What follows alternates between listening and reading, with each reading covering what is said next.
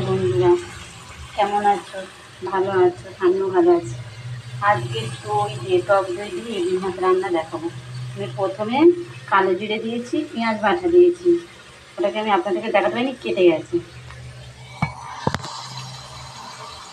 এই যে কালো জিরে আর এই যে পেঁয়াজ বাটা, এবার আমি দিচ্ছি এখানে সর্ষে ব্যবহার করছি।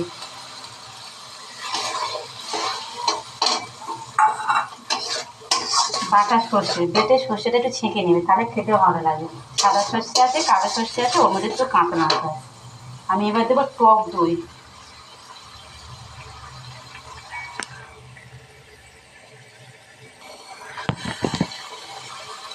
আমি এটা হচ্ছে টক দই, 50 গ্রাম টক দই আছে।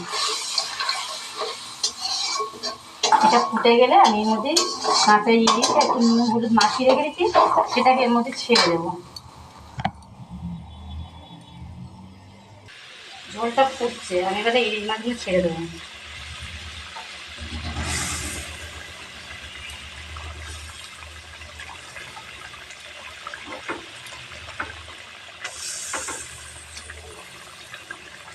এই যে ফুটছে দিয়ে দিলাম। এর মধ্যে আমি কাঁচা লঙ্কা দেবো, একটু ফুটে যাচ্ছে, কাঁচা লঙ্কা দেবো। বাড়িতে একটু করে খেয়ে দেখবেন, আশা করি খুব ভালো লাগবে খেতে। এই যে একটা করে কাঁচা লঙ্কা দিয়ে দিলাম, এটা আমি একটু চাপা দিয়ে দেবো।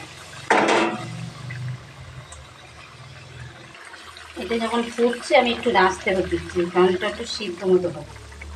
দেখা হয়ে গেছে কত সুন্দর। একটু চাপা দিচ্ছি, 5 মিনিট পরে ফুলে। কচুর ডাঁটা দিয়ে ইলিশ মাছের মাথা দিয়ে করেছি। আমি রান্নাটা করেছি দেখাইনি, কিন্তু আমি খেয়ে দেখছি কেমন লাগে। বাড়িতে বানিয়ে খেয়ে দেখবি, হেভি লাগবে।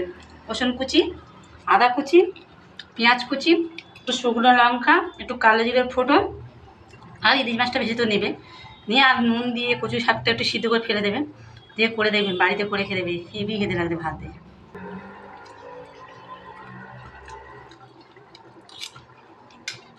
ভাতটা খেতে লাগতে না, শুকনোই খেয়ে ফেলে দিচ্ছি, ভালো লাগছে। ইলিশ মাছটাকে আমি ঢাকাটা খুলে একটু উল্টে উল্টে দিলাম। এগুলোকে একটু একটু উল্টে উল্টে দিতে হবে, দুবার তোমার একটু উল্টে দেবে, একটু সেদ্ধ হয়ে যাবে। যেমন দই ইলিশটা হয়েছে, যেমনি চিংড়ি দিয়ে ইলিশ মাছের মাথা দিয়ে কচু ডাঁটা এত ব্যাপক হয়েছে কি বলবো। প্রথম খুব সুন্দর রান্না করলাম। হ্যাঁ দেখবে, আমার দই ইলিশ হয়ে গেছে, দেখো।